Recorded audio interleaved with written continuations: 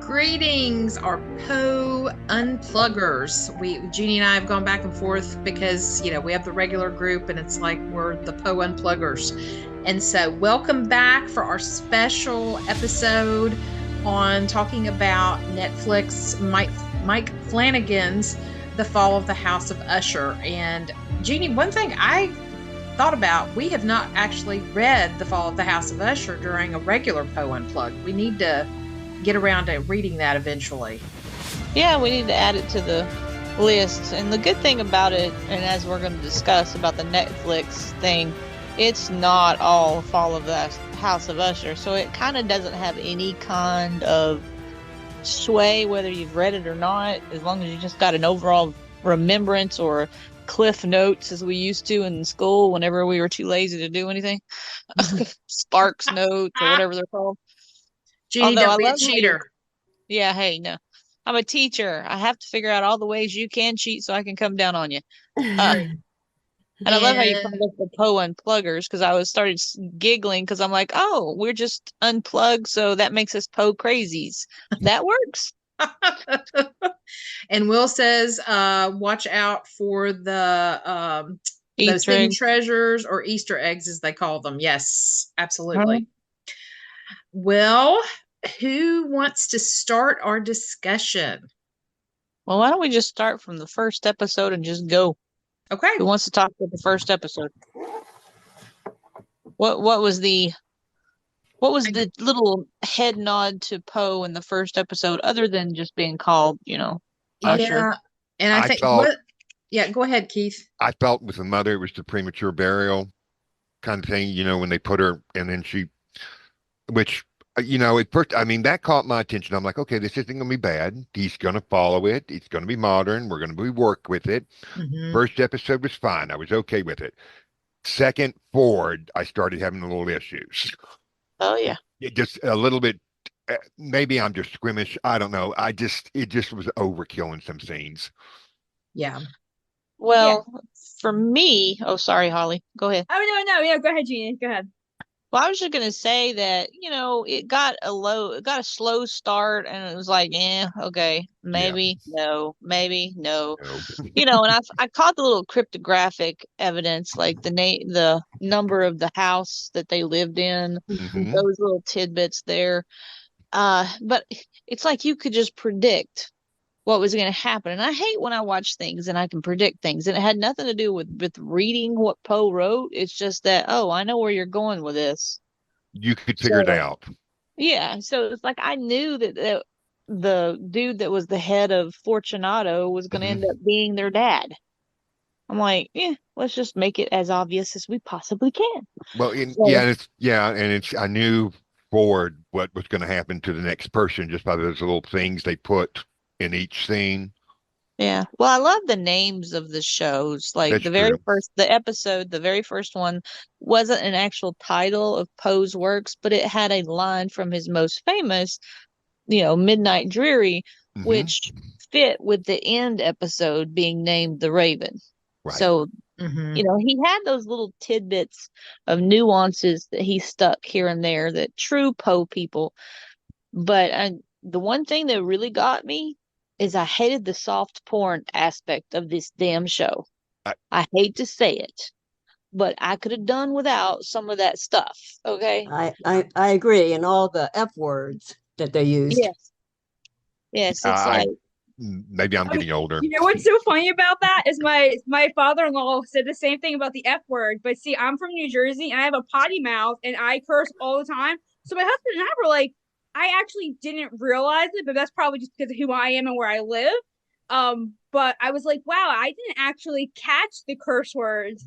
And I don't know, maybe I'm a sex addict, but I love nudity. You go with your bad selves. I honestly didn't have a problem with much of any of it. I mean, some of it was gory, but then I kind of expected it to be. It's Poe, Yeah. I'm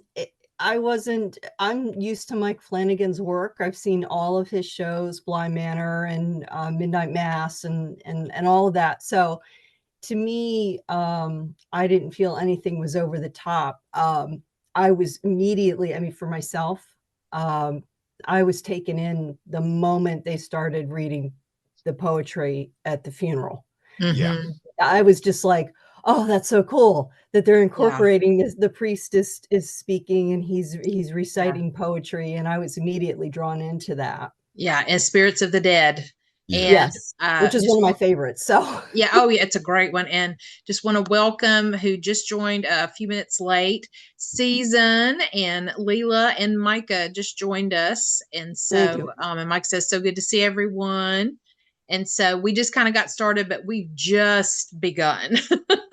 Well, the one thing that I'm saying about that part, and yes, and the cussing too, and I'm like you, Holly, sometimes I didn't catch all the times because when you're around certain people, you hear those F-bombs and it's just like you don't hear it. But part of me, when Carmen and I started watching it, we were looking at it from a standpoint of not being an audience, but being a critic Okay. and being a teacher. Yeah. So that's where it started catching my attention because I kept thinking, I'm like, you have this TV mature on Netflix, and unless the parents have, blocked certain things, everybody has access to this stuff. Yeah. And it's one of the battles that I know that Season you were a teacher too, or still are, aren't you? Or you? I mean, I count our YouTube channel as teaching. So Yeah. Oh, so, yeah. absolutely. Absolutely. I mean, whether you're in the classroom or not in the classroom, but being a teacher, you are very much aware of these kinds of things. And I know Flanagan's work too. I've seen his stuff, and I was looking forward to it because I like Flanagan stuff. But for me, another little aspect that really bothered me is if he's trying to tie this, to Poe's stories too much, then it would people that were going to actually start to read those stories, it kind of would give them false information that they would be expecting this type of thing. Don't make myself clear. can I Yeah. say something real quick? Yeah. Yes. Yeah, go ahead. Does everybody know we did breakdown videos on the whole entire show? Yes. Yes. Yes. Comparing We- side we by didn't- side the stories. Yeah, but we didn't watch it because we didn't want to get the spoilers. We hadn't finished watching all of them. Oh, Sorry. yeah. Our one of them got a copyright strikes. Netflix went after. We got 2 copyright strikes. Oh, Ooh. wow. Even though it's completely fair use, they went after us hard on it. Wow. And the whole point of the videos was exactly what you were saying, was like we wanted to show people like what was actually true to the story and what was all artistic license and whatever by Flanagan. And we don't even consider them to be adaptations. Oh. We don't consider the show to be an adaptation at all. We just No. consider it to be inspired by, but that's as far as we take it, because especially in the Goldbug one, we were just like, this is more like William Wilson. This is Yes. basically William Wilson. This is not Goldbug. Although, Yeah. there was the only comparison you could really draw was like her trying to bring back Fortunato's fortune by, Goldbug taking off. But that was still a Yeah. stretch. Like there were many parts that episode in particular kind of bugged us because I loved the show. But like comparison wise, we thought the closest ones were the Black Cat. Yes. What were the other ones we thought were closest? So the Mask of Red Death. And then like Telltale Heart was great. Yeah. That was like one of our favorites because I loved how he made that the instrument or the piece that went on the heart to look like the eye. Did you guys catch that? Yes. Yes. That was great. Like that, and he had like little hints all through. So I think what I was looking forward to is I've been a big fan of Mike Flanagan for a while. And I've seen Poe in everything he's done. Like there's been hints of Poe in all of his other work. So when he was going to take this on, I was like, this is going to be great. He's going to actually, and I knew that Mark was involved. So I'm like, if you put a Poe scholar on set, hopefully there'll be some accuracy with some of it. But I don't know. Overall, I liked the direction the show went. I didn't expect it to be direct adaptations for what we do. I'm kind of glad he didn't go that way because he would have blown everything out of the water. But I thought he did good. It's still only in order for me. Like I still like The Haunting of Hill House is like my all-time favorite because I think it really moved me as a parent. And then I think like Midnight Mass comes after that, and then this is like number 3 for me. Just because some of the things you guys said too, like there was unnecessary cussing. It was in places where you're like, what? Yeah. It seemed like it wasn't timed the right way. But I mean, overall, I think it was like, I don't know, I really liked it, but it definitely wasn't a 1-for-1 adaptation. And I think, to me, it seemed like the nudity and the language got a little bit tamer as you kept watching the show, the rest of the episodes. True. The nudity definitely tamed down. It's like he came out full force in the first couple episodes and then kind of drew back a little bit.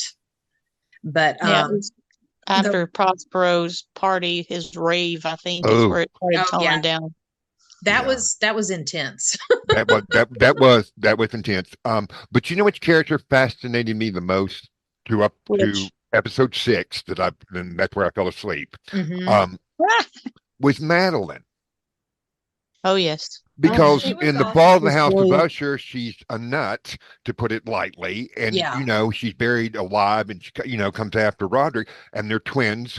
And I was talking to my twin sister, because I have a twin sister. She was watching it too, and she's like, you were twisted, because she's been watching it on Netflix. She's like, how can you watch this? Amy squirmish like I am about things, but Madeline fascinated me because she was so strong, and I'm not going to take it. I'm like, whoa, I'm going to watch her a little bit closely. I think the most interesting thing about. Oh, sorry, Keith. Go ahead. It was like a silence thing that bleeped out my end, so I didn't hear you. So I thought you were dumb. I thought was really interesting. She was like one of my favorite characters. But what I thought was interesting about all of them as a whole was that he was able to string the story together and have you be interested. But none of the characters were likable. No. I mean, all of them were horrible people. I mean, none of them, and probably Roger was the worst. Except for Lenore. Yeah, Lenore definitely was a sweetheart. What's interesting though about her, and I was talking about this with my husband, that even Lenore was like an innocent type character. And this is going to sound really heartless for me to say. When she died, I wasn't really all that choked up. I don't know if I didn't get more from her, but I was kind of like, or maybe because I knew it was going to happen. But she just kind of, I mean, she fought for her mother, and she was this strong character. But there was just something missing in her character development, I guess, that just didn't sell it to me at the end, that she just died. Because I almost felt like when she was just like, oh, okay, I'm gonna let you kill me, I feel like maybe she should have fought more for it. So you struggle because, obviously, she's like, oh, I hate when I have to do this, but when I say the whole family line, we all have to, I don't know. But yeah, Lenore was, I don't know, she was missing something for me. She's a great actress. I know she was in that Dr. Sleep. And that little girl is awesome, but another character that I thought had some redemption was Annabelle Lee, and I was quite disappointed that, I think it was in the last episode where Roderick talked about her, when they separated, she took the children at first before they came back to him. And he never really said she just kind of just went away and died, or she's still alive, or anything like that. And then, when he sees her at the church, it's like, and he was like, why are you here? Or how are you here? So it makes you believe or kind of wonder, is she a ghost or is she really there? Because she didn't age very much, if just her hair was more modern and that kind of thing. And so I really felt like they lost a lot and could have done a lot more with Annabelle Lee. I think she killed herself because the whole back of her head was blown off. Okay. So maybe I was looking away on that. Okay. Yeah, I think she took her life. Okay. Because he took the kids and she couldn't deal with it because rather have the money than her. Yeah, Trisha, thank you for sharing that, because I must have looked away. Yeah. And Micah is showing her let's see, or Verna's driver's license. That was this is what he was telling me about. Okay. Yeah, it was Leanne, Pamela Leanne, and if you unscramble it, it is Annabelle Lee. Oh wow. I was watching very intently for these kinds of things. And do you know what Verna is, if you unmix the letters, what that Raven. Is? Raven. It's an anagram for Raven. Yes. So that was really cool. Anyway, so I missed that part. I probably looked away. I may have been writing down a note or something. And so, I thought Carla was amazing. Like not yes. just like her character portrayal, but my gosh, the costuming. Like her dresses, her outfits were phenomenal. Like that last scene where he's downstairs and he tries to overdose and she doesn't let him.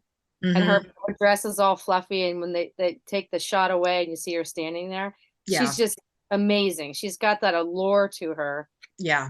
And I loved the hint that she was like one of the creatures that Pym saw at the top of the world. Like I loved that because I'm like that would explain who she is. Like how she's like I had to lift the hatch to look at you as you went by. That whole scene was like great in the last episode because you're like, oh, little hint into like who she is and who Mike's kind of writing her to be.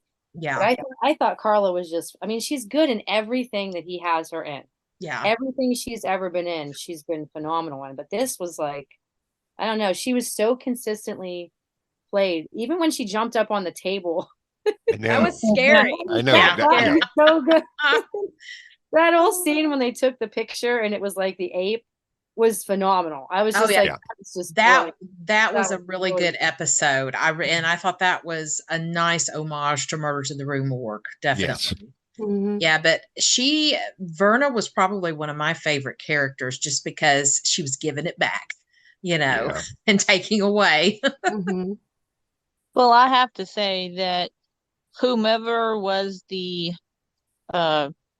cast director did a phenomenal job picking the right people for the right parts because True. I can guarantee that some of them would not have been as well done if they had been done by anybody else, in my opinion. Yeah. Because, I mean, you've got, I can't ever remember, the one that played Madeline. Is that Addie McDonald or something. Mary McDonald. McDonald. Mary McDonald. That's right. I always got her and Annie McDowell mixed up. I don't know why. I think it was just their weird name. Yeah, just Dances with Wolves. Yes. That's what I always remember her from. Yeah, I did one of these like, oh my, I remember her. I remember her from Dances with Wolves and Grand Canyon, a movie with Steve Martin. That's right. Yes. Independence Day. Yeah, that's right. Will. Okay. And Yeah. of course, Donnie Darko. Yes. I mean, come on, Mark Hamill. I mean, of course, most of us that were young enough to watch Star Wars, the original good ones, were big Mark Hamill fans. Maybe I was more Harrison Ford because he was a scoundrel, but he pulled off Pym so spectacularly, and it just, and the one thing that I got the most was how these characters made these characters. Does that make sense what I'm saying? Because the actors and their own characterizations pulled it off where I guarantee you some people couldn't. Now, I will say that the first few episodes, I got a little bit tired of the social poking. You know what I'm talking about?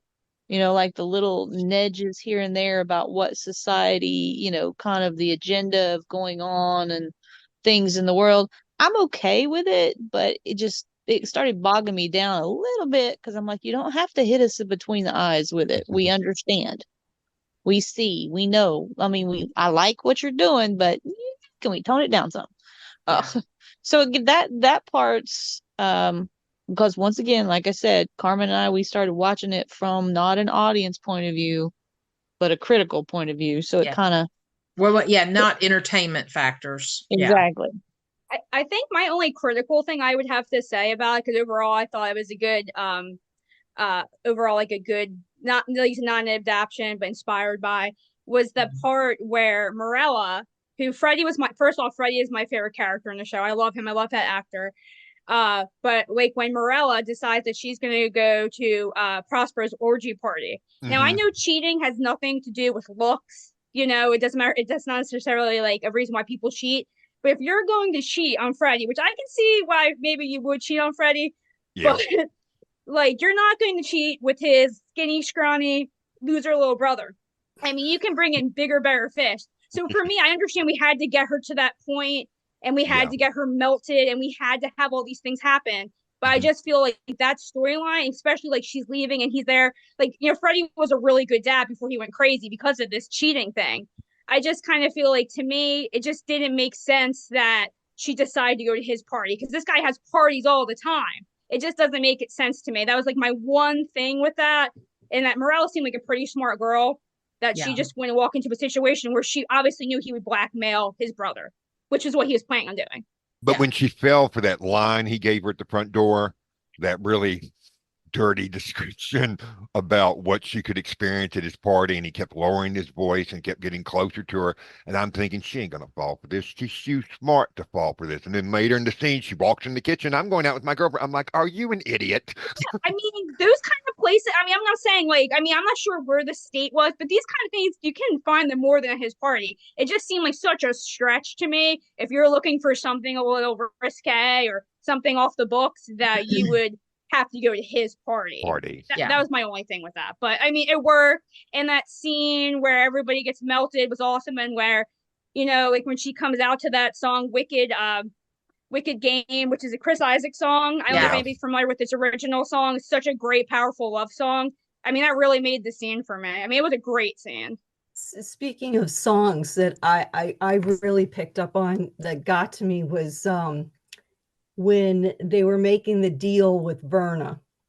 And if you noticed, it was after they had walled up Griswold. Yes. And they were playing in the background Another Brick in the Wall. Yes. Pink Floyd, very subtly, very slowly. And then as she was getting them, kind of weaving them into her web, it started playing Wreck of the Edmunds Fitzgerald. Yes. And I thought that was so cool, because it was like, all right, this is what you did. You walled them up, and now your ship is sinking. And you don't even know it. You don't even realize it, but your ship is going to sink. And I thought that was just brilliantly played, very subtle. But I picked up on it immediately. I was like, that's pretty cool. I agree. My husband actually noticed both those songs, and I was like, oh my gosh. And I love all those little nuances that are very subtle.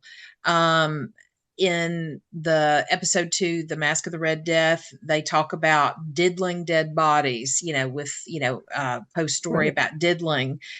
Toby, damn it. I mean, that was, you know, when she said that, she's like, Toby, damn it. It was just awesome. And then another one I can't remember, it was toward the end.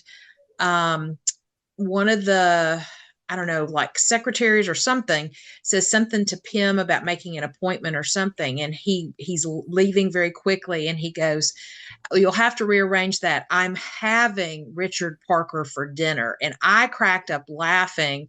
My husband was like, why is that funny? And then we had to pause and explain the whole situation. And he goes, okay, that's crazy, but awesome. You know, the way that they added that line. Yeah, I loved all those little subtle nuances that they weaved in there. The little Easter eggs in the bar, the background, you could see like, okay, there's the Raven, there's MS in the bottle, there's, you know, and just those little subtle things, like you said, that they weaved in there. I kept going, you know, through the whole thing. So me too. I love that. You can come. It's okay. Season one thing I wanted to ask you, because I'm going to go back now and watch y'all's videos. The behind Rufus Griswold's desk in his office was, to me, like it was very tiki-esque from the late 60s, early 70s, like look of, you know, the style of mid-century modern, but it had a lot of tiki elements in it. Did that represent anything from Poe's stories? Because I was trying to pull out like different of the images from it, trying to think, okay, is this descent into the maelstrom? Because there was like, I don't know, it looked like a little storm on one of them. We didn't really catch anything from Griswold's office. Okay. Something from Griswold that I and Longfellow that I had thought a lot about, though, like, and it did not hit me until like later, and I'm sure it's blatantly obvious, and I just like, there are so many things that I, thinking about it, like hit me, was that whole scene when the kids run and they're looking over the gate into Longfellow's yard. That to me was like, that was literally Poe's view of Longfellow. and Yeah. like Poe's view of longing for a life that he thought he should have that he never did. And I can't believe it took me till after we did our breakdown videos for me to think about that. Yeah. Because I was like, yeah, obviously that's the point they're making, duh. But until you like really take the long view on it, I mean, there's the house number, right? That you have to pay attention to. Longfellow's house number meant, Right. you know, that had meaning. There's all those Easter eggs powdered through it. But then you have to somehow, with this show, you got to stand back sometimes and take like the long view. And I just, that scene, like, I was just like, why? How did I miss that? I mean, I know they tossed Longfellow in there. Some of the stuff felt shoehorned. I'm going to be honest. Yeah. Like any time that any time that the poetry would be recited, I'd cringed every single time because it felt forced and it felt shoehorned in. And I was like, this is dumb. There's no way to really put this in. There's no way. I love poetry. I have a whole poetry project. Yeah, that was some of my favorite I stuff felt as well. like it was I think because shoehorned I write in. poetry, I was really immediately, I was so into that. Like the beginning set me off immediately because it was all cobbled together and it felt forced. But like, so like, but anyway, but like the Longfellow thing really just hit me because I was just like, basically, like, what a great visual if you're able to connect the dots with that, with like how Poe felt about being kept out of that world. And like that was literally the whole how he took the Usher children and put them into that role in the show like that they were kept out of Longfellow's world. They were never invited in, even though it was their own father, and they were kept from all of it. And then they eventually claimed what they could, and Poe was never fully able to do that. Not really. He was never fully accepted. He had his successes, but for the most part, he was outside of those circles. Yeah. And it's just like that kind of hit me at one point. I'm like, man, I can't believe that I didn't really see this before. You know? Yeah. That shot was definitely on purpose, having those two kids looking over that fence like that. Yeah. That was I agree. Definitely like a connection like that. So, but I didn't see anything in his office. And I mean, we poured over that show. I mean, I worked on the scripts with Thad for each of those breakdown videos, and I drudged through Reddit, which is, I hate Reddit, but I drudged through Reddit trying to see what people were picking up that we were missing for Easter eggs. And I mean, each script was like, and there's things we had to leave out because there's so many Easter eggs in the show that it's like, you can't hit all of them. There's just too many of them.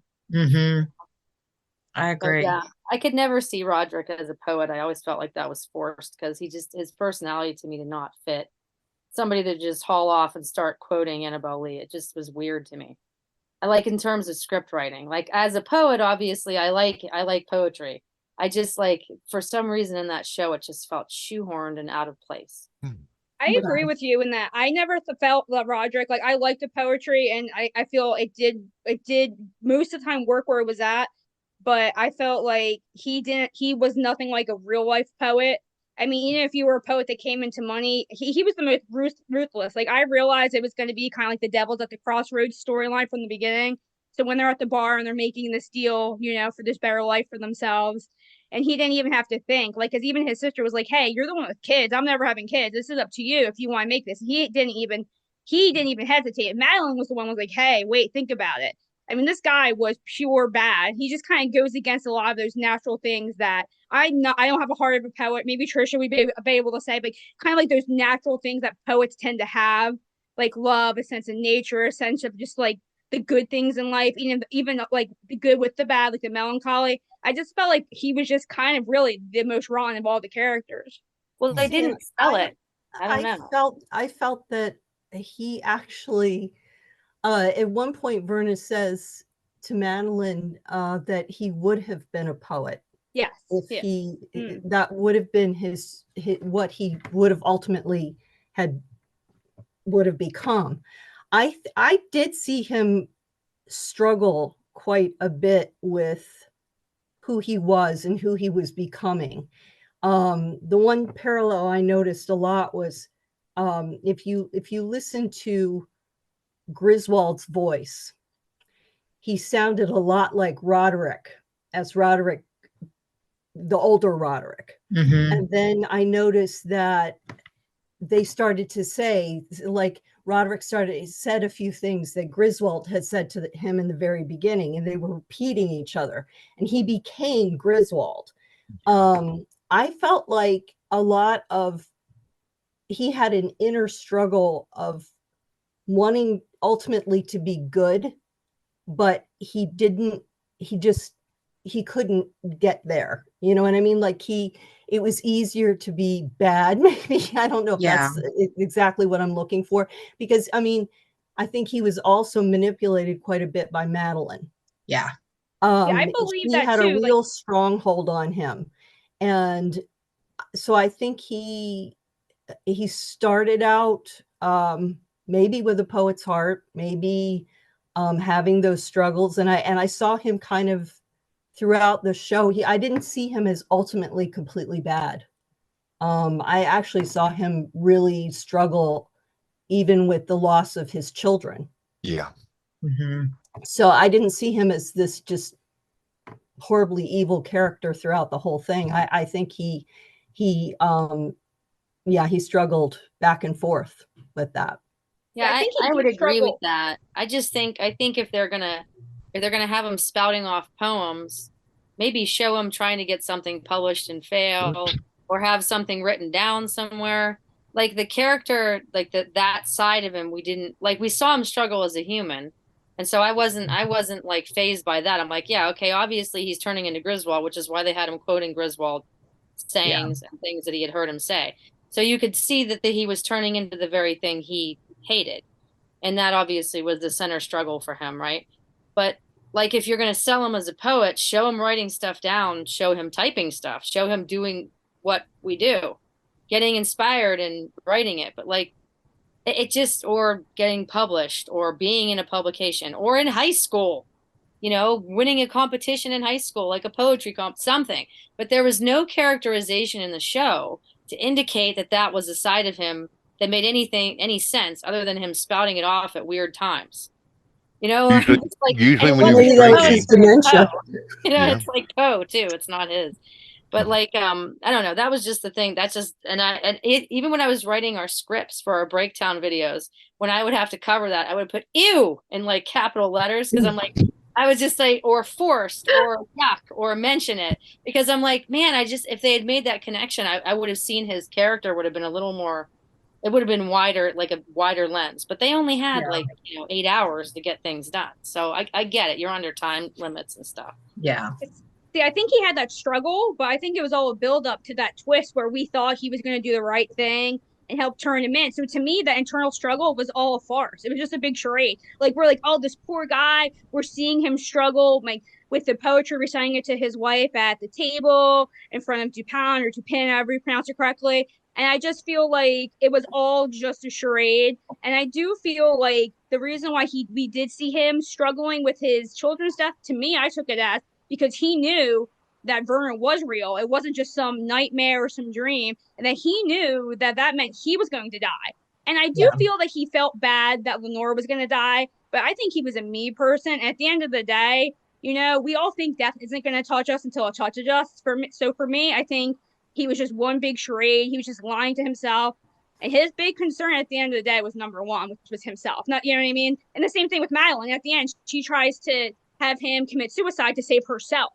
She's not caring about his kids or Lenore. She cares about herself too. They're very similar, right? As people. So at the end of the day, I feel like she's kind of mirroring him, and that they only care about themselves. So yeah. And to me, Madeline manipulated him till the absolute very end. Definitely. Well, my favorite scene, and I know when I actually was the black cat one, I was rooting for that cat, because when he woke up the next morning and he's covered with blood and that poor little animal's over in the corner, I'm like, oh, you are gonna get it so bad. And I kept waiting for it, but I like how they did it. I liked how it wasn't like the cat was some monster that came out at him and killed him or anything. I like how he ran toward the cat to kill it and just flipped over the balcony. Yeah. Just went over. My favorite death was the pit and the pendulum scene. That was a good one. That was my favorite. I just thought that was just so brilliant. I don't know why, it just like, I thought, wow. Which episode was that one? It's probably the one I slept through. I think it was the end. next to the last one. Okay, yeah, I was asleep. Yeah, it was. When Yeah. Froderick went and he wanted the building destroyed. Okay. And he goes in and he had, I guess, the paralytic was in his cocaine. Oh. Um, Yeah, because and Verna that whole exchange with Verna, and then the swinging of the iron or whatever that Yes. was that came down. I just went, wow, that It was great. It was very well done. Cinematography wise, I thought Tamerlane's death was pretty awesome too. Yes. With the mirrors and kind of like I think Season may have mentioned this earlier with the whole William Wilson saying, you know, her husband was William Wilson, and it would have been nice to have maybe incorporated him having those William Wilson moments instead of her, but I get why they did with her. And but yeah, was there any significance to the color green? Yeah, so that's called Giallo. It's Giallo filmmaking. So it's kind of like a very specific filmmaking style by an Italian filmmaker. But I mean, like, was it significant to Poe at all? Like, I wouldn't say to Poe. Well, the only reason I ask is because I started going, okay, and I know it has nothing to do with Tamerlane, but I kept thinking like the thing about the many colored glass. And then I thought, does the color green mean anything? Because she was wearing a green dress when she was at the presentation. And then it's like the room started getting greener and greener and greener until the very end. And I thought, is there something to this and I'm missing it? It could be green does normally, like literature wise, symbolize envy or greed and stuff like that. Okay. And she was very like kind of like her husband was always like she could never be happy, she couldn't rest, she couldn't relax. So maybe it was just kind of like that was like ultimately what killed her, or like, you know what I mean, was that she had to be in control, and that kind of, maybe it was something like that, like a literary reference. Gotcha. Yeah, there's supposedly like each color did like you can find it online. Each color, like Flanagan's made it clear each color had to do with the personality. Because if you notice, all the conversations with Roderick, the room is gold, so you can find those colors all the way through the show. So go back and watch. Maybe that has something to do with Red Death too. Mask of the Red Death was like it's passion and it's like, you know, corruption.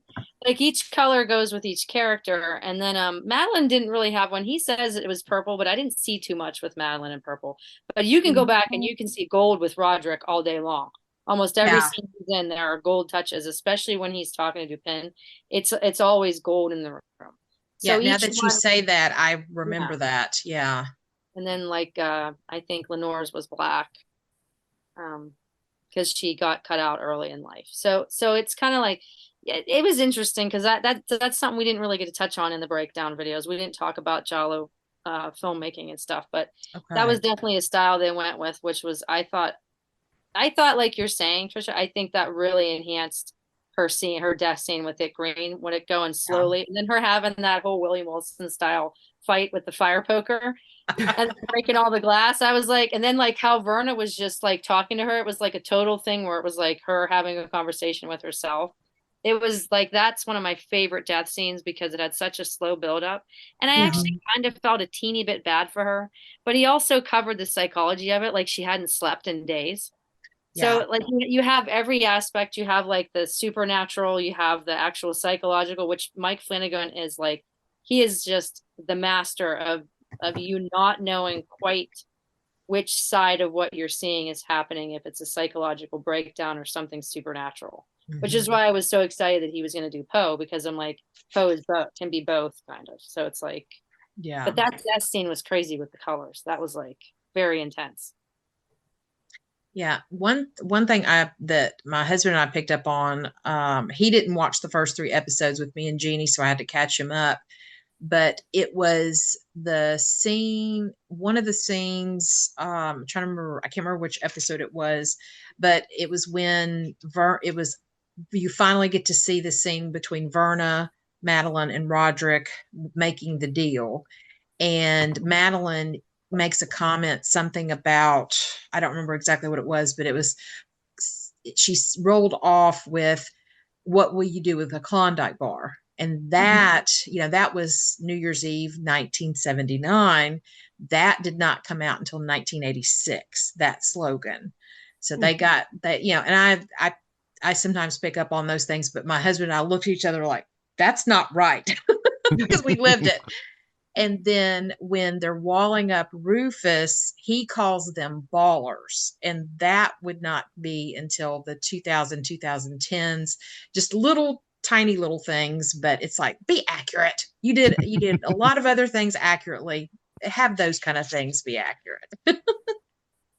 But I will say, just throwing out, I have some students that I taught last year that know how much I love Poe, and they came running up to me as soon as they finished it, and were like, have you watched it? Have you finished it?" And I'm like, "Not yet, not yet." I said, "It'll be a little bit of time," and they were like, so they came up every day for like a week, and they're like, "Okay, we're not going to talk to you ever if you don't watch this." And I said, "I will."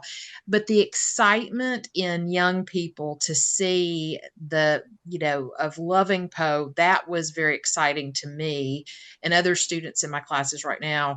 I'm thinking, okay, you don't need to be watching some of this because you are 13 to 15 years old. However, a lot of that stuff is not moderated by parents. So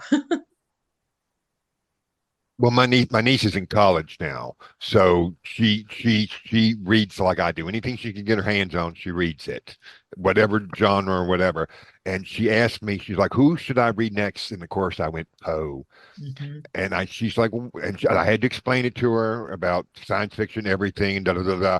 And then she has watched this too with her mother, my twin sister Amy, and she picked up on it like I picked up on Amy's like I just don't get it. But you One mean thing that I ball liked. things? Sorry, Keith. That's Didn't mean okay. to interrupt. Ballsy. Yeah. I was like, to me, it was like, yeah, you just put a mask on his face with all kind of hanging, dingling balls. So that was kind of cool.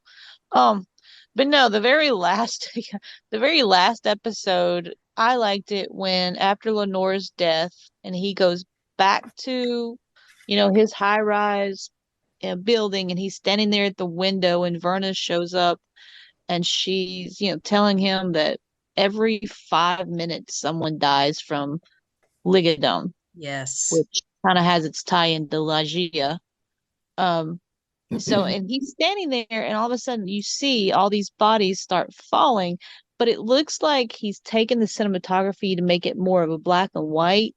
And to me, that was like an homage to Hitchcock, for that one episode, for that one movie, the mesmerism one, the one with Salvador Dali. What's the name of it? Can't think of it. Spellbound. Spellbound. I think so. Yeah, Either that or that's got the Vertigo. Dolly Yeah. cinematography in there. Yeah. Yeah, but it was like all these bodies fallings, and I could think about that movie where where the bodies just start falling off the cliff, but it was like, oh, I like this. It's given that wonderful little nudge there, and there's also the a part, very powerful scene. Yeah. yeah, I mean, and it starts hitting him.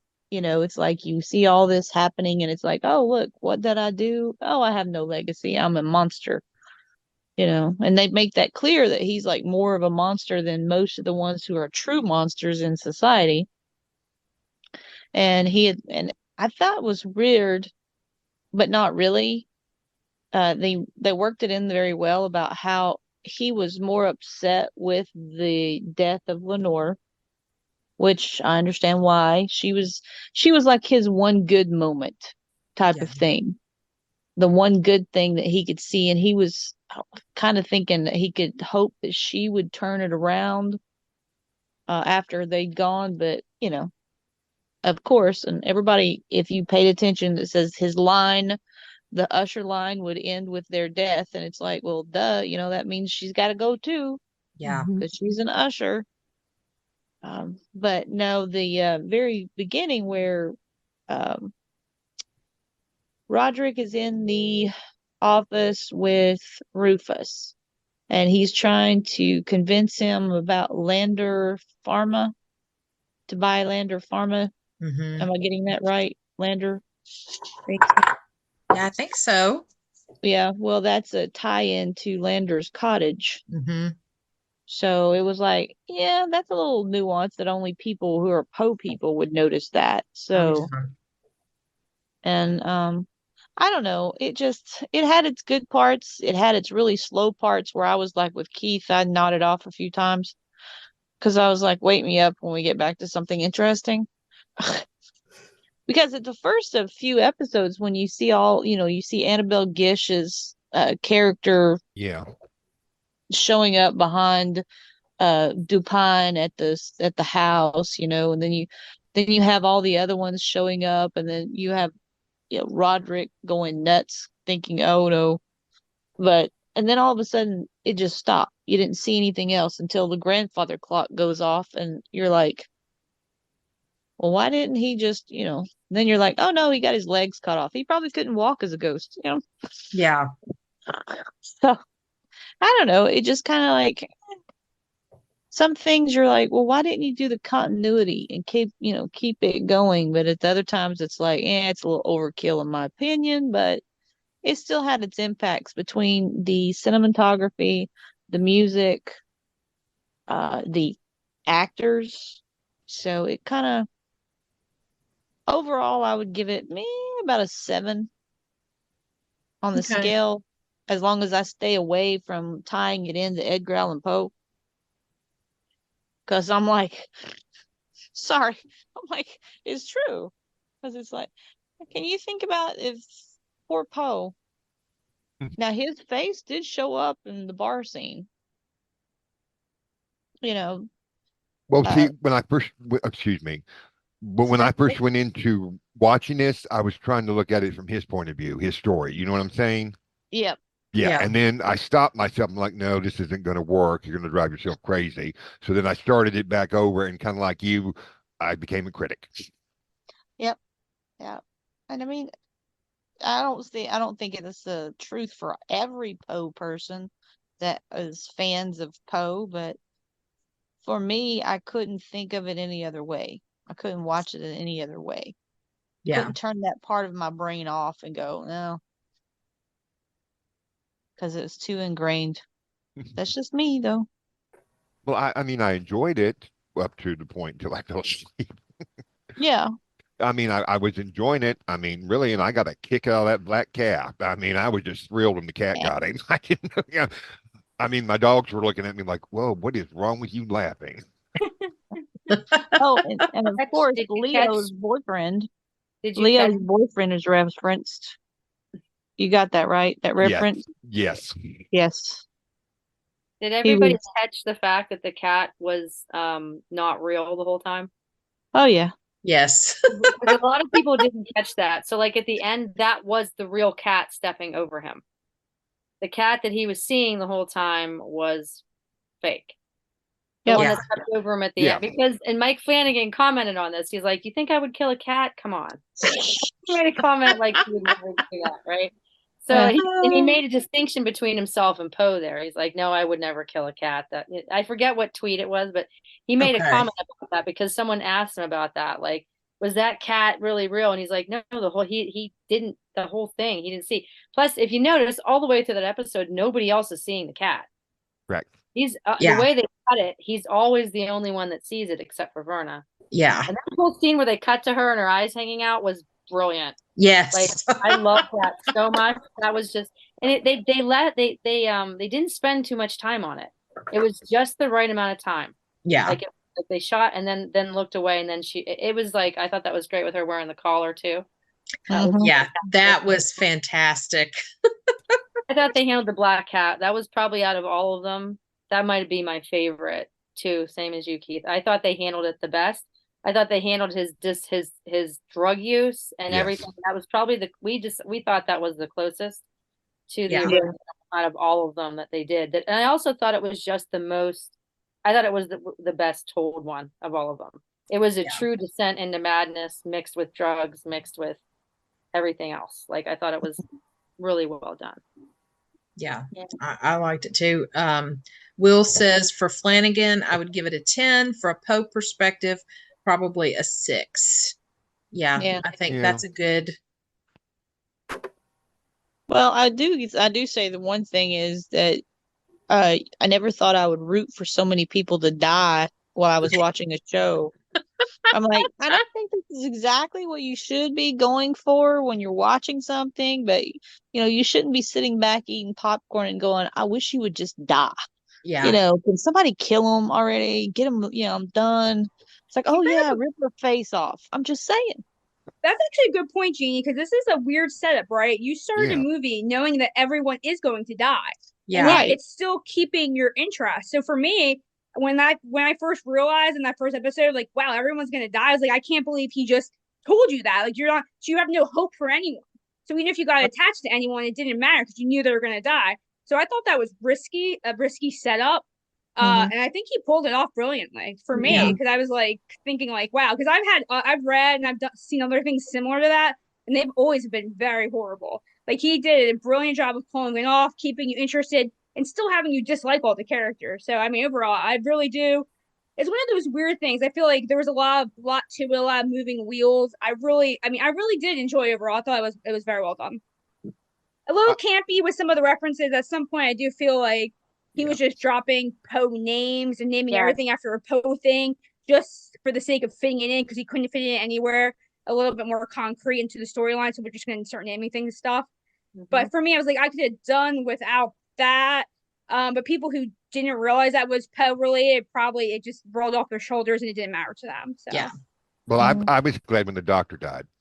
The woman that was working on the patient trials and all that, she was the most annoying, nail-biting, nails down the chalkboard character there was to me. I mean, she was whining and she was lying and she was manipulative, and I'm like, oh, I can't wait till you get what's coming to you. And I figured out, what she did, that would be, the Poe line that would go down. Now, the PR woman girl that died earlier, Camille, was that it, Camille? Yeah. Camille, Camille, I wanted her to hang around a little bit longer. I kind of liked her little sassy attitude. I'm like, yeah, you're spinning it. Yeah, you're doing real good here. Yeah.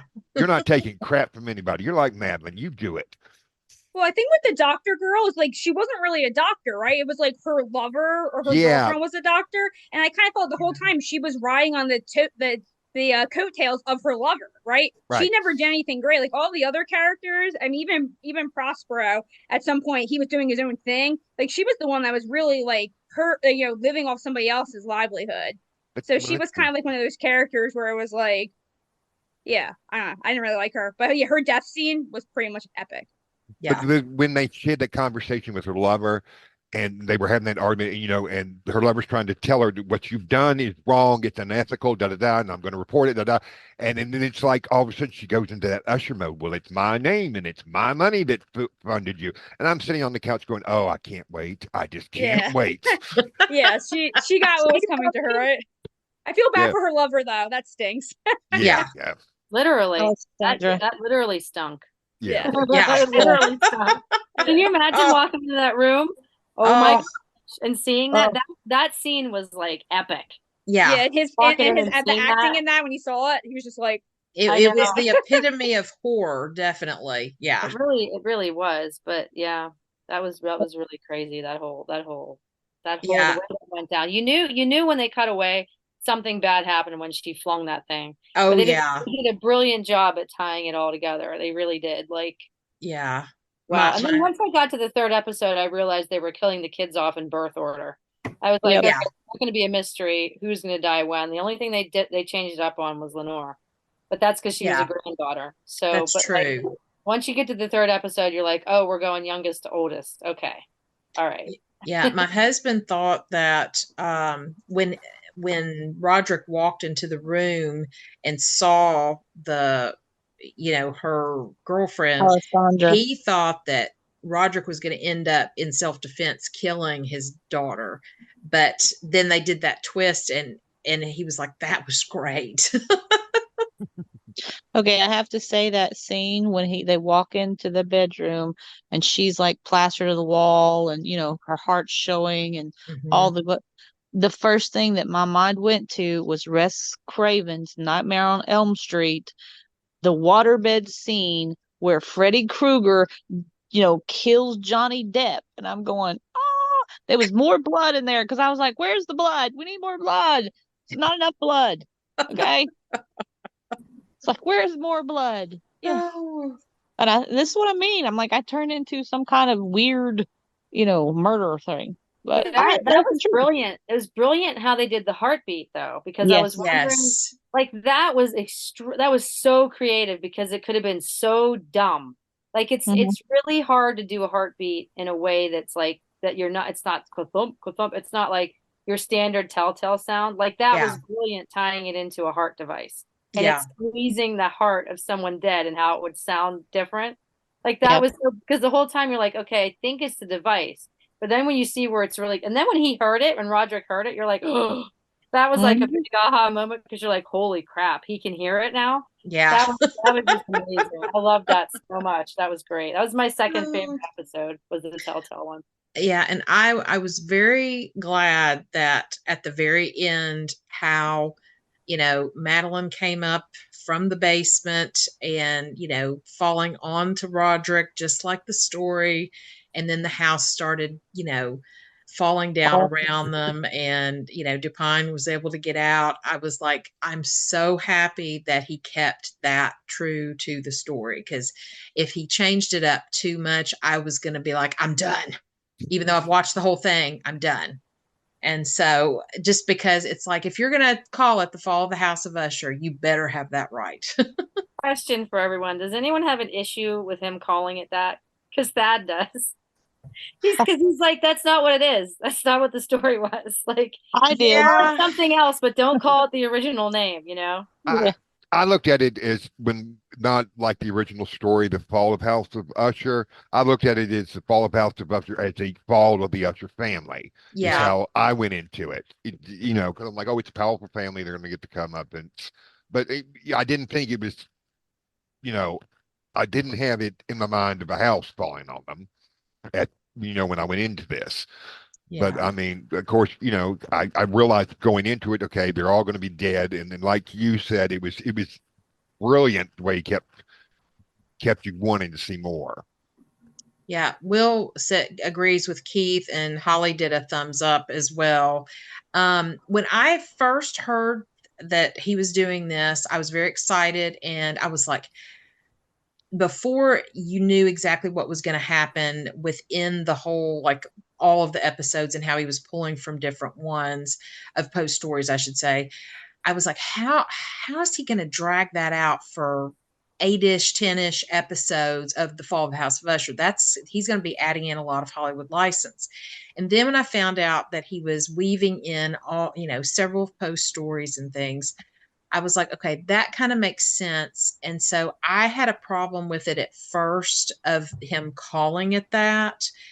And I'm still kind of torn. I do agree with what Keith said about it's like the fall of the House of Usher family, but maybe it could have been a different name, something in that line. But then it wouldn't be moving away from Poe like exactly word for word, but I don't know. I'm I still didn't kind like of it. torn. You I need the don't Poe like it. title to market it. That's at the end of Yeah. the day, like Yeah. marketing, you need that Yeah. title to market it. So Yeah. people, when That they see it, they know what to basically expect from it. So I think from a marketing standpoint, and it makes sense, and I'm totally cool with it. The title for me personally. Yeah. Well, the thing that bothered me, and it's probably kind of on the same lines, maybe what Thad's having a problem, is if it was supposed to be an adaptation or a standard with the actual story, I would not have a problem with it being called The Fall of the House of Usher. That makes But sense. because he has wound and, woven all these theatrical, creative licensings in there, even though he did keep some Poe aspects to it, it's not true Poe. So why couldn't you just, and I understand from a marketing standpoint, yeah, you want people drag people in that'll start watching it that are probably Poe fans Oh, because they may think it's going to be a parody or an adaptation or something. But to me, the only thing that was true to it being the fall of the House of Usher was the end when Madeline is choking him out and the house falls down. It's Yeah. like, oh, look, yeah, fall House of Usher. Can we get non-literal? So, I That's the kind of only feel like thing it too, does. like all of those Vincent Price movies, most of them were entitled like, you know, Edgar Allan Poe names, and they were like the Black Cat. Vincent Price wasn't in that, but that's like one of my favorite. Like, it has nothing to do with the Black Cat, but that was like such a crazy, cool, psycho movie. But you know what I mean? Yeah, it is. Yeah. Every time I see a house collapse like that, I think of Poltergeist. Oh, And yeah. I think of Yeah. the whole, like, there's no way in my mind that Poltergeist didn't pull from Poe with the Yeah. whole collapse of the house at the end of it. Like, that's one of those Poe connections I've always made where I'm just like, I mean, gosh, the way That's it the scariest collapses movies like to me. that. Poltergeist, scariest ever. I love those movies. I don't know why. To me, that's like the ultimate. The coach in there, like, oh my gosh. Oh my gosh, I know. That and the pastor. Oh, there's very few characters in all of horror that are as creepy as that guy in the second movie when he's in it's like raining and he's talking to them and oh my god. Yeah. He's great. Any more thoughts on Mike Flanagan's The Fall of the House of Usher? I'm gonna say one thing. I know this is not necessarily Poe related, but you know his series that he created, The Haunting of Hill House. For those who watched it, he did some psycho crazy stuff with the twins in that, which I thought was some of the best writing I have ever seen, like brought to life.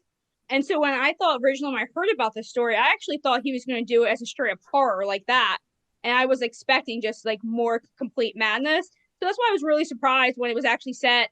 It was like modern and it was completely different than what I thought. But like at the end of the day, I give it 2 thumbs up. I think it's really cool that he spent so much time trying to put so many little Poe things in there. I don't think very many people would do that.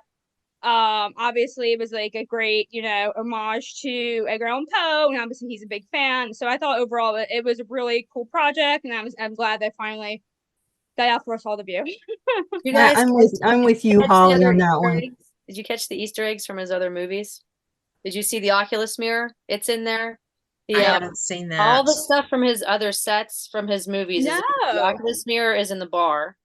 And then what is it? It's the one where they move the thing all over the Ouija board. That's in the room with the twins, because there's that indication that there's like an incestuous relationship between the two of them in the show. In their bedroom, when they pop up out of bed, the Ouija board from the Ouija movie's there. So like he's got Easter eggs from his other films, and they're in every single set. And I didn't realize it, but go back and watch Haunting of Hill House. Apparently, the Oculus mirror is in the house in that show too. Okay. I need to rewatch it. I keep telling my husband he won't watch it because I talk about it all the time. As seriously, to me, it is the best ever I've ever seen. Is that series? I have never seen anything scarier. I mean, interesting. It is to me like the ultimate. And my husband like refuses to watch because I keep talking about how freaking great it is. So I'm like, I'm gonna watch it again without you. But yeah, I'll rewatch it. Yeah, watch for the Oculus mirror. I actually found it finally. Trisha, we were going to say something. I think you were agreeing with Holly. I just agree with Holly. I personally, I loved it. I absolutely loved it. I loved it from a Poe standpoint. I loved it from Mike Flanagan's work. I've watched it twice now, all the way through. And every time I get to the end, I do one of these. Like I literally loved it. To me, it was 10 of 10. But you know, was it my favorite Mike Flanagan? I don't know, because I love each one he's done, you know, for various different reasons. I've never been disappointed in any of them, but I did love this series. I thought it was good. You know, a little less gore, maybe a little less nudity, but overall, I mean, it that didn't really bother me too much, you know.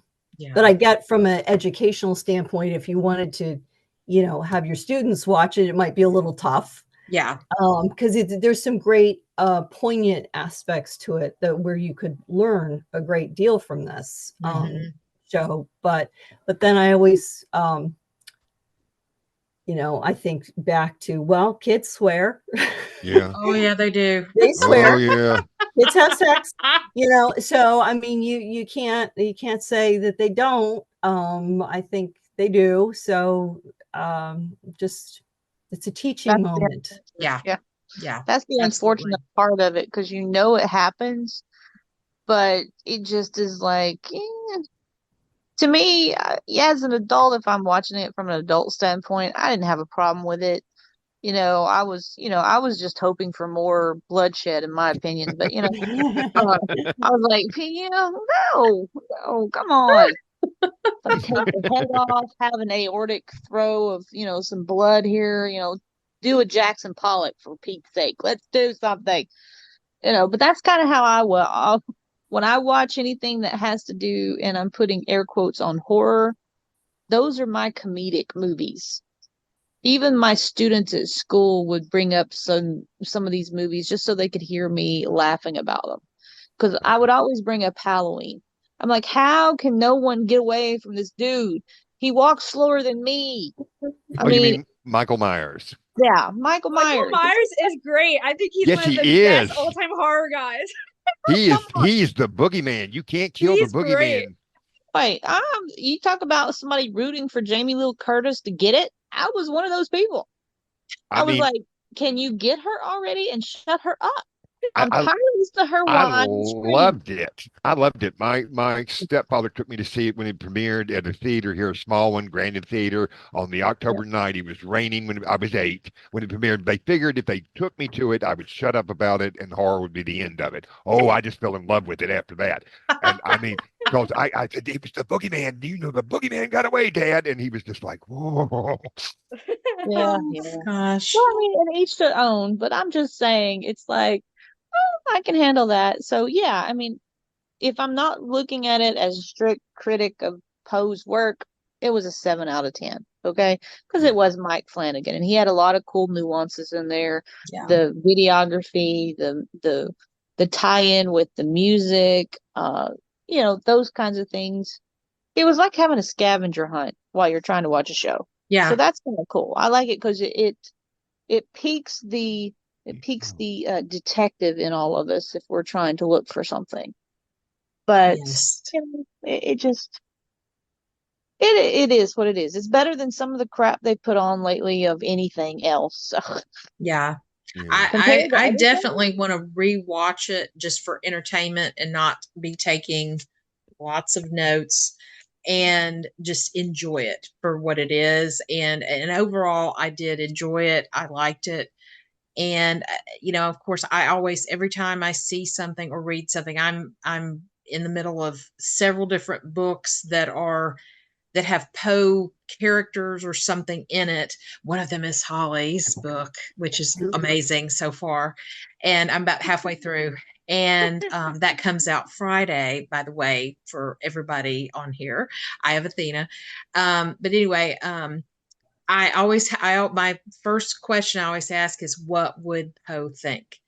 And I think, coming from a time of the 1800s to now, he obviously would not have been okay with probably the nudity and those kinds of things.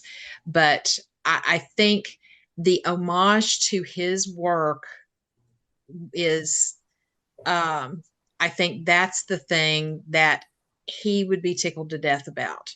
And that is pun intended with tickled to death.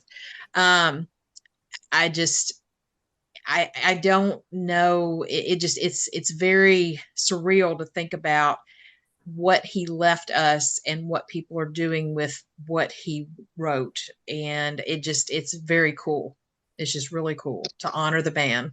Well, he's still popular. I mean, he Yeah. still pops up in modern day pop culture. I mean, I run across things now and I'm like, oh, it's Song by Stevie Nicks. Oh, it was mentioned in The Yeah. Simpsons. Oh, look, it's here and there. And I've got a couple of books where they've incorporated Edgar Allan Poe into one. He's in the Wild West solving a crime with Nellie Bly. But I mean, I enjoyed it. I mean, because but it's to me, it just fascinates me that he's brought and talked about all the time and referred to. The Yeah. only thing I can think of with Edgar Allan Poe in the West would be he would be called a popinjay. Yeah, And for those that don't know what a popinjay is, yeah, those were the cityfied, what's a good word for them? um, um, The feminine guys. Let's put Yeah. it that way. Like A dandy. The A dandy. dandy. The Yeah, dandy. dandy. You mean Fancy. a No, it's more than metrosexual? fancy dressers. That's what they used to call the ones they thought were queer. I'm just gonna put it out there. That's what they used to call in the old West was Poppin' Jays. But because I think about, he was so feminine in certain aspects of his writing, but it's like no one ever can say exactly the way he was in real life. Because I mean, like, although he was a ladies' man, although most of the ladies left him or died, but he didn't have a good track record. I'm No, just he saying. didn't. Yeah. No, he didn't. What is Part it, of it Cooper? was his, wasn't his fault. That's okay. What is it, Cooper? Well, but yeah, I like it because they're keeping Poe's name alive, and that's one of the things that hopefully will keep going. Yeah, that's the best thing about it. It turns people to Poe's stories. Yes. Yep. They find out about those. I agree. Yeah. I And agree. there's so many out there, then so many different interpretations. It's like we've said on many of our unplugs when we talk about his stories. They give each person a different reverence every time we read them or we talk about them, whether you're what age you're at and whatever you're looking at and everything. So, I mean, and that's what to me is what's the most important about Poe. Poe is still going to have an impact no matter your age, True. gender, whatever time period, whatever it be. And either you like it's like opera sometimes. Some people like it, some people don't. What is it, Cooper? That's So true. that's the way it is. But yeah, I mean, I don't know if I'd go back and rewatch this, but I was glad I did watch it. Let's put it that way. Yeah. I've got 2 episodes left, but I mean, you filled me in. I know what's going to happen, so it's not like it's going to be a shock to my system. But I mean, I'm still going to watch it because I did enjoy it, but I kind of rated along the way Jeanie did. Yeah. Yeah. Now, I will say I did like the very ending scene where Verna starts placing those tokens on the tombstones Yes. for the mask for Prospero, the cell phone for whatever the hell her name was. Morella? Camille. Or was it No. Camille? Camille. Yeah. Oh, okay. The cell phone for Camille, and then of course Pluto's collar. Mm-hmm. And then there was what came after Pluto's collar? Was that the Telltale Heart? Yes. Yes. Yeah. And the gold bug. Yeah, and then the gold bug because they were going in order like we talked about of their deaths. So she placed the device that was beating the heart, and then she put the gold bug on for Tamerlane. And then what was it she put on for Frederick? Bag of cocaine. Yes. Oh yeah, the bag of cocaine. That's right. Because I was thinking, I don't think she put a pendulum on there, but the bag of cocaine. And then the eyes for Madeline, which by the way, that was the one point that I knew they were going to do it. They had to bring in some words with a freaking mummy somewhere. Mm-hmm. I thought of you, Jeanie. And I even said out loud when they showed the eyes, I was like, oh, I'm so glad Jeanie is not here right now because I'd never hear the end of it. And not my favorite. So I was like, oh. Well, I also thought of his story with Scheherazade as well. Yeah. Just that whole thing. And then of course the glass for Roderick. Yeah. And I was like, I was like, why didn't she put the actual, the bottle thing that had, the silver gold bottle, the cognac bottle. Thank you. Yeah, I thought the same thing. Yeah, because it was Verna's before it was his. Yeah. Yeah, but also that would pay homage to the Poe toaster. Mm-hmm. Yes. So I thought, why not do that?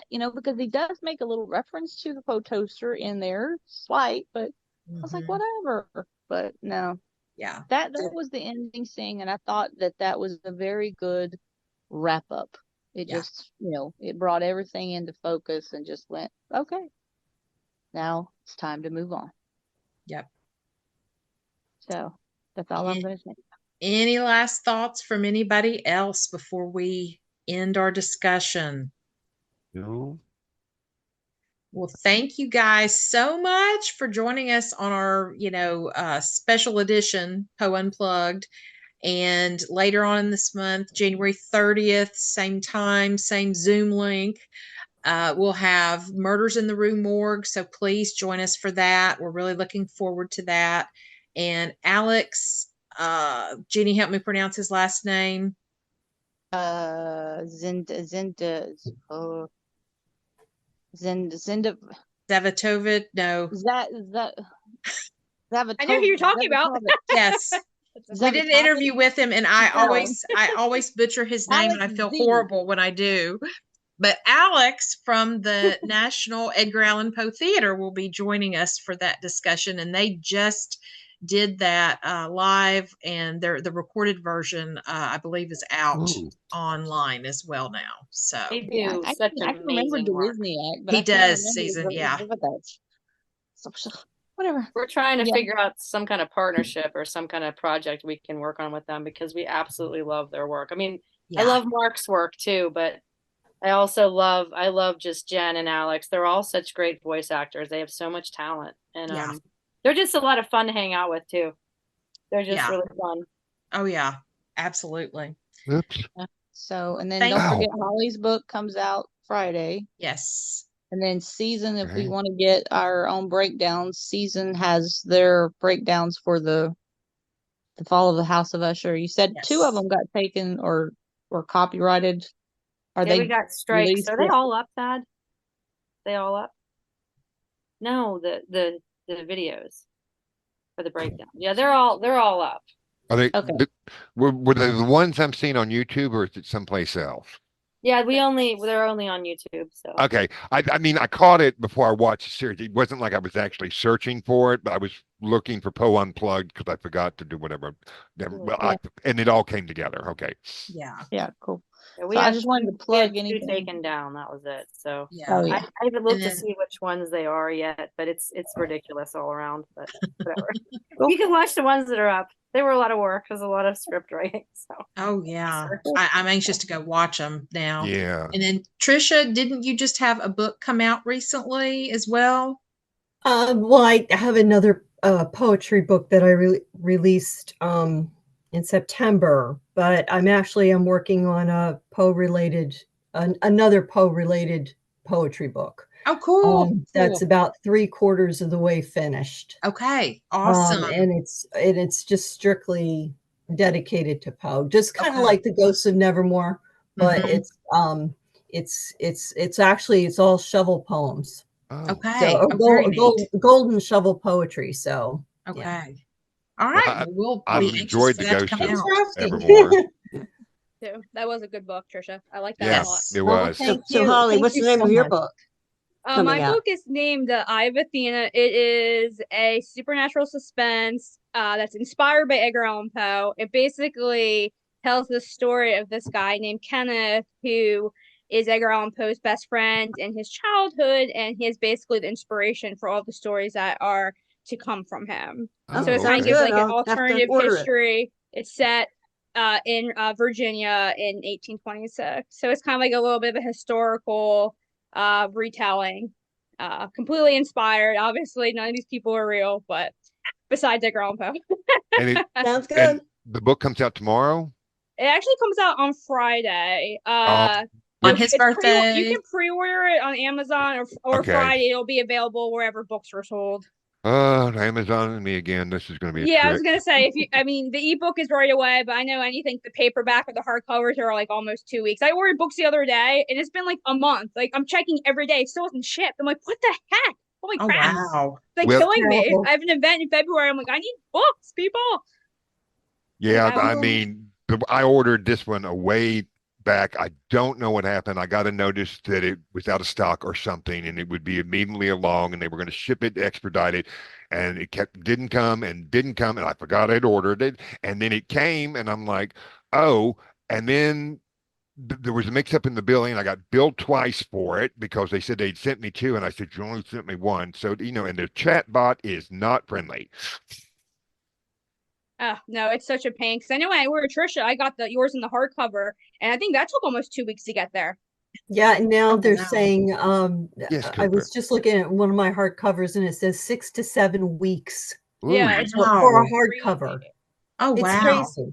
The paperbacks are like a day or two, Yeah. but the hardcovers are like 6 to 7. And actually, what they're doing with that, from what I understand, is that if you're like a high seller, like you sell really a number of books, Mm-hmm. then you're getting it within 2 weeks. But if Oh. you're Okay. like, okay, I'm an indie writer, so I'm not like a bestseller.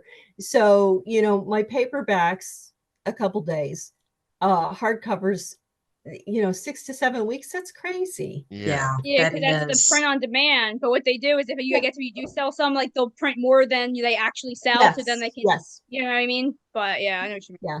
Such a pain. Okay. All right. Well, guys, thank you so much. Thank And you.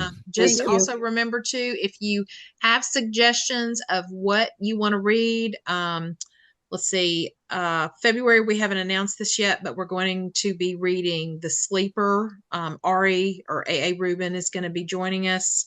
March is Jeanie is at the Oval Yeah. Portrait. April, I don't remember. We have it mapped out. I can't, and there's no telling where that note is. But yeah, and so we've got lots of really cool things coming up. So if you have a suggestion of something you would like to read of Poe's, definitely let us know, and we will make that happen. So this was Okay. a suggestion from you guys, and oh, I know what it is. March, I think, is we're going to be discussing mysteries behind Poe's death, which Yeah. was Keith's suggestion. So, Oh, Yeah. cool. Because yeah, I think it was yeah, either Disney Keith or actually Leela. I went can't remember to which yeah. one. So, all right. Well, guys, thank you. This has been awesome. And everybody have a happy 215th Edgar Allan Poe birthday on Friday. Yep. Happy birthday, Poe. Happy Yes. birthday, Poe. Yes. All right. Bye, Have a great night, guys. everybody. Bye-bye. Thanks for coming. Thank you. Bye-bye. Bye, guys. Bye.